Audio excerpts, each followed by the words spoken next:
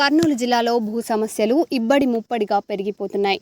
రాష్ట్ర ప్రభుత్వం వైపు ప్రజా సమస్యల పరిష్కార వేదిక ద్వారా భూ సమస్యలను పరిష్కరిస్తున్నామని చెబుతున్నా మరోవైపు దళితులు తమ భూ సమస్యల పరిష్కారానికి నోచుకోవడం లేదని దళితులు ఆరోపిస్తున్నారు. మెగా టైమ్స్ చీఫ్ కరెస్పాండెంట్ మీసాల రామస్వామి అందిస్తున్న మాక్ లైవ్.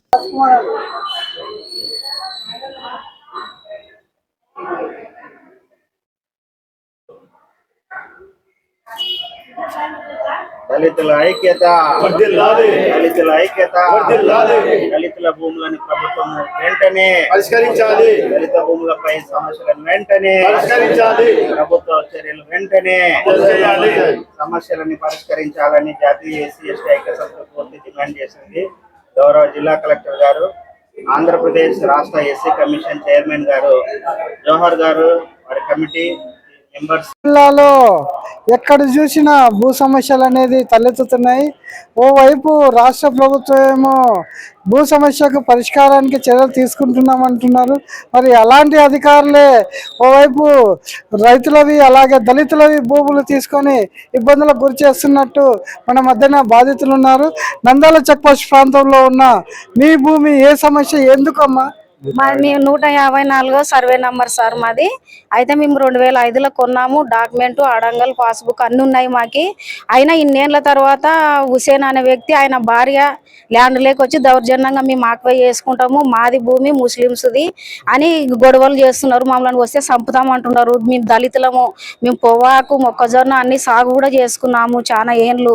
ఇప్పుడు ఏవైతే కాలువ కొన్ని మురికి నీళ్ళు వస్తున్నావో అప్పటి నుంచి కొద్దిగా బంద్ చేసినాము, ఆ నీళ్ళు వస్తున్నాయని పైనుంచి మాకు న్యాయం చేయాలని ఎస్పీ గారినే కలిసినాము. మళ్ళా ఈ పోలీస్ స్టేషన్లో కేసు పెట్టినాము. ఈ రోజు కూడా ఇక్కడ దళిత దానికి వచ్చి పెట్టినాం సార్. మాకు న్యాయం చేయాలని కోరుతున్నాను. మా ల్యాండ్ మాకి తిరిగి తెప్పించేటట్ల అధికారులను కానీ ఎవరైనా కొద్దిగా దీనిపైన చొరవ తీసుకొని మాకు న్యాయం చేయాల్సిందిగా దళితులం మేము కోరుతున్నాం సార్. చెప్పండి సార్, ఏం చేయాలంటారు? సమస్య ఏమి? ఆయన హుసేన్ ఆయన నుంచి మాకు ప్రాణహాని ఉంది.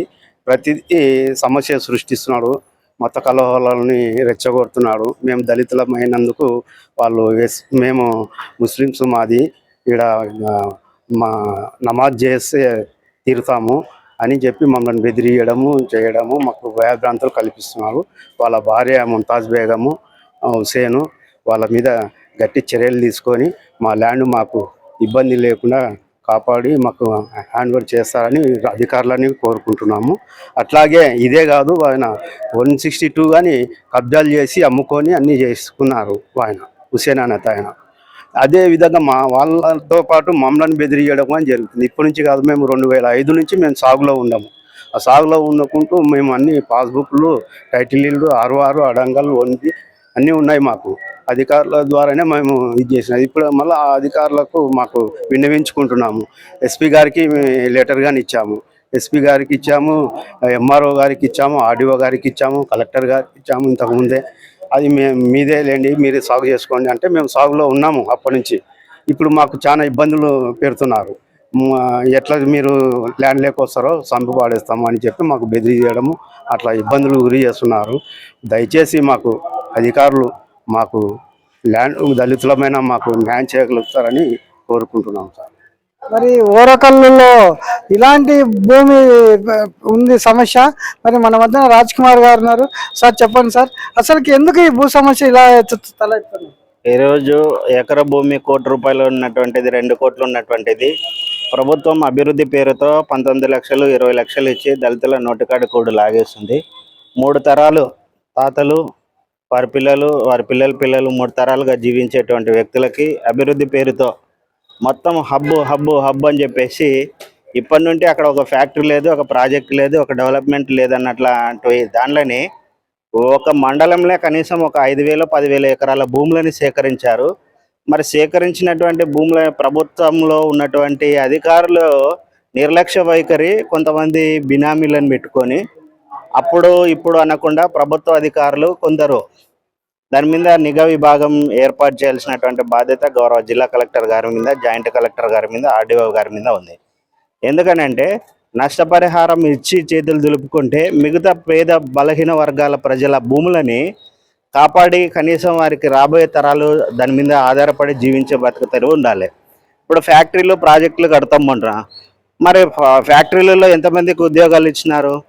ఎక్కడో వేరే రాష్ట్రాల నుండి వేరే జిల్లాల నుండి వచ్చినటువంటి వ్యక్తులకి మన 3 తరాలు 4 తరాల భూములని లాగేసుకుంటే ఒక చోట ప్రైవేట్ ల్యాండ్లో ఒక 2 సెంట్లు 20 లక్షలకు రాదు, 10 లక్షలకు సెంటు.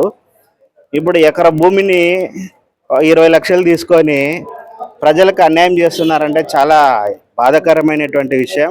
ఇలాగైనా కానీ చేస్తే మాత్రం ప్రభుత్వంపై ప్రభుత్వ అధికారులపై దళితులు తిరుగుబాటు చేయడానికి సిద్ధంగా ఉన్నారని జాతీయ ఎస్సీ ఎస్టీ ఐక్య సమితి పూర్తి పేదల పక్షాన నిలబడి సంపూర్తిగా పోరాటానికి సిద్ధపడుతూ ఉన్నాం. ఇప్పుడు కూడా ఆ కర్నూలు మండలంలో ఉన్నటువంటి దళిత బిడ్డలకి అన్యాయం జరిగిందని మా దృష్టికి వచ్చింది. వారికి కూడా మేము మా సంపూర్ణ మద్దతు తెలియజేస్తున్నాం. ఏ చిన్న విషయం వచ్చినా దళితులకి భూ పరిష్కారం ఎక్కడైనా కానీ సమస్య జరిగింది అంటే మాత్రం దాని మీద ధర్నా అధికారులు ప్రభుత్వ అధికారులు బాధ్యత వహించాల్సిందని తెలియజేసుకుంటూ జాతీయ ఎస్సీ ఎస్టీ ఐక్య సమితి ఉద్యమ అభివందనాలు తెలియజేస్తుంది. ఇది బాధితులు చెప్తున్న విషయాలు. మరి రాష్ట్ర ప్రభుత్వము గ్రీవెన్స్లో అనేక సార్లు ఫిర్యాదు చేసినప్పటికీ సమస్యలు అయితే పరిష్కారం కావడం లేదు.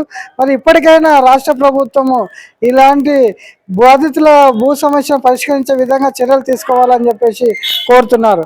Kurnool Ramaswamy, mega times.